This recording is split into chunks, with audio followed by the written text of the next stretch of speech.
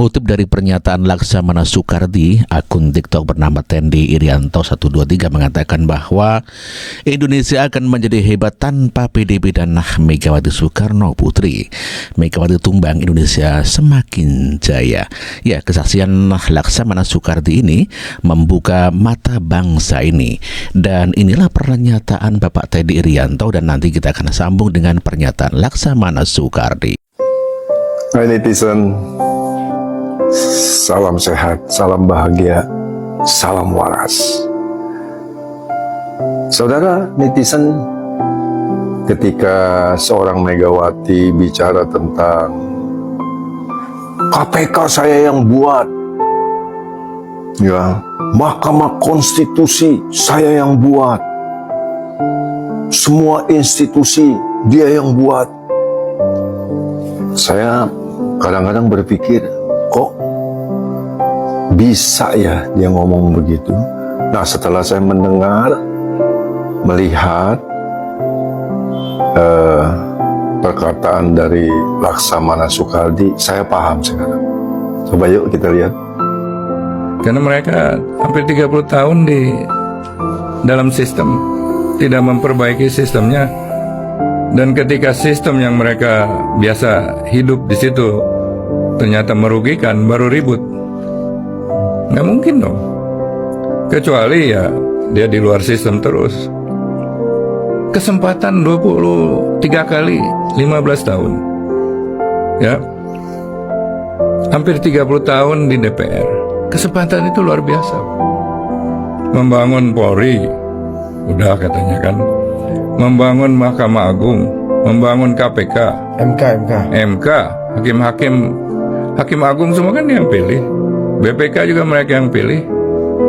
Komisioner KPU juga siapa yang milih? Ya, Laksamana Soekardi juga mengatakan bahwa ada kecemburuan karena prestasi Jokowi melebihi Megawati Soekarno Putri. Ya, ada suatu kecemburuan bagi Megawati Soekarno Putri kepada kadernya sendiri, ya seperti Pak Joko Widodo.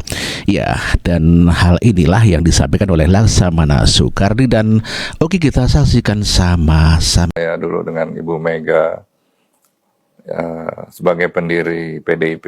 Ya. Jadi saya mengerti banget lah apa yang ada di benak Ibu Mega dan kondisi PDIP dari awal. Tapi saya waktu itu keluar karena membentuk sebuah gerakan pembaruan. Ya, semua orang pun dipecat yang ingin melakukan pembaruan setelah Megawati kalah Pilpres. Ya, 2004 2005. Ya. Ya, seharusnya setelah kalah kan introspeksi ya. Kenapa kita kalah gitu loh. Nah, khusus di dalam pemecatan Pak Jokowi, kalau di PDIP itu biasa mecat-mecat, pokoknya nggak suka pecat, harus tegak lurus sekarang ini. Ya, kalau dulu tidak terlalu, karena kita sama-sama membangun partai bersama-sama dan bisa berdiskusi dengan Ibu Mega sebagai teman gitu. Kalau sekarang mungkin anggota-anggotanya banyak yang junior, bahkan cucunya pun sudah masuk di situ kan. Dulu yang selain Bang Les kan ada Sofan Sofyan, Eros Jarot, Sofyan, segala, Pak Abdul Majid. Ya, jadi memang kita banyak narasi nih sekarang di sosmed ya kan mengenai pemecatan Pak Jokowi. Kalau saya ingin mengajak Mas Sahal ini, kita lihat sejarahnya dulu. Ya. Kalau saya lihat ya, waktu sebelum pencapresan ya, itu banyak didengung-dengungkan bahwa Mbak Puan akan menjadi capres, tapi Mbak Mega juga masih diam kan pada waktu itu. Tapi memonitor kok elektabilitasnya nggak nyandak-nyandak gitu loh, masih di bawah terus. Spanduk, baliho ada di mana-mana, kepak sayap kebinekaan. Itu sudah nampak lah, sudah kelihatan. Tapi Mbak Mega masih diam. Ya, nah saya melihat Jokowi itu sebagai dikatakan kader PDIP lah, yang berprestasi, bahkan prestasinya melebihi ketua umumnya. Dari jadi presiden kan 2 periode. Ya. Ya. Nah, sebagai seorang presiden 2 periode dan bisa bergaul, membawahi, mempengaruhi semua pimpinan partai politik, ya, menguasai intelijen negara, ya, itu dia juga memiliki pandangan-pandangan sendiri, ya, dengan intelijennya dan intelektualitasnya, ya, bahwa pasti dia tahu ini siapa yang bakal bisa menang. Nah, sementara Ibu Mega hanya berdasarkan amanah hak prerogatif. Hak prerogatifnya aja yang dipakai.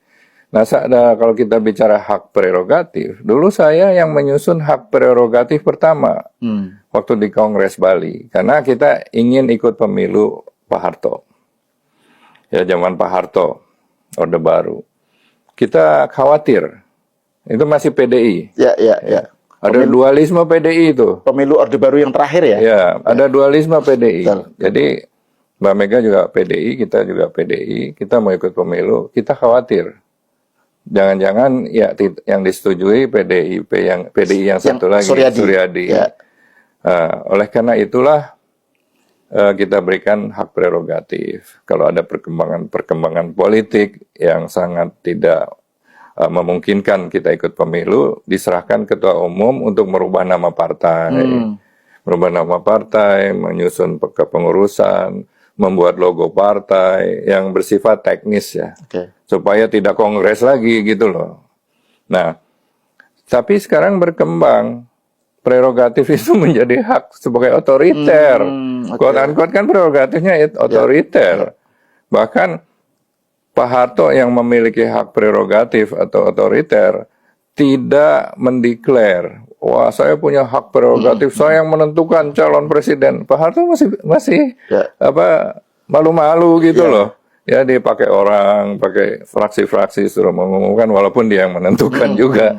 Nah, jadi sudah sama nih sekarang antara Pak Harto dan Megawati, hak prerogatif, dan dulu kita mengkritik Pak Harto yang nggak turun-turun dari Golkar 28 tahun bersama Mbak Mega, sekarang tidak ada bedanya lagi. Laksamana Soekardi juga mengkritik kebijakan Megawati Soekarno Putri, di mana Pak Joko Widodo memberikan kemenangan kepada Megawati Soekarno Putri atau kepada PDIP. Namun demikian, pada kenyataannya malah Pak Jokowi dipecat oleh PDIP. Oleh karenanya Laksamana Soekardi sangat menyayangkan sikap daripada Megawati Soekarno Putri itu. Jokowi sebagai petugas partai menang, ya, tapi tidak diberikan reward, malah diberikan punishment. Anda kalau memimpin total politik, kalau rugi terus, kan dipecat dong sama pemegang saham lain. Iya, masa saya pecat diri saya. Iya, ya, betul. Atau kita bubarin aja. Ya, bubar gitu kan ya. Artinya apa? Organisasi itu harus ada akuntabilitas. Kalau pemilu kalah, pemilihan presiden kalah, harus bertanggung jawab dong pemimpinnya. Jenderal kalah perang ya dipecat dong, ya, sama panglima tertinggi, komandannya pasti dipecat. Nah, kalau partai politik mengajukan calon presiden, berjuang mendukung, kalah, yang salah siapa? Dan yang harus bertanggung jawab siapa? Jokowi yang disalahin. Kan mestinya Mega introspeksi dong dengan teman-temannya, kok kita kalah ya? Bukannya harusnya normalnya Pak Jokowi bantu Bu Mega untuk memenangkan pertarungan, bukan yang itu yang normal, bijaksana, itu seperti itu. Ya kan? Nah, kemarin Ibu Mega juga kalah, tapi tetap jadi ketua umum. Kalau di luar negeri kalah langsung mundur, Pak. Ada urat malunya dan ada tanggung jawabnya. Benar nggak? Saya ini bukan. Tadi saya disclaimer, bukan saya benci. Ini kenyataan dan analisa. Ya mungkin berbeda pendapat ya, ada masalah. Di luar negeri Bu Mega harusnya udah mundur ini berarti, Pak. Kalau dari asas-asas yang normal, ya proses tata kelola yang bertanggung jawab, itu harus punya rasa tanggung jawab, rasa malu. Mengelola kalah, diberikan kesempatan memimpin kalah. Harusnya mundur dong, kasih yang muda-muda. Tapi ya itu kan yang Pak Jokowi bilang, partai itu perorangan kan.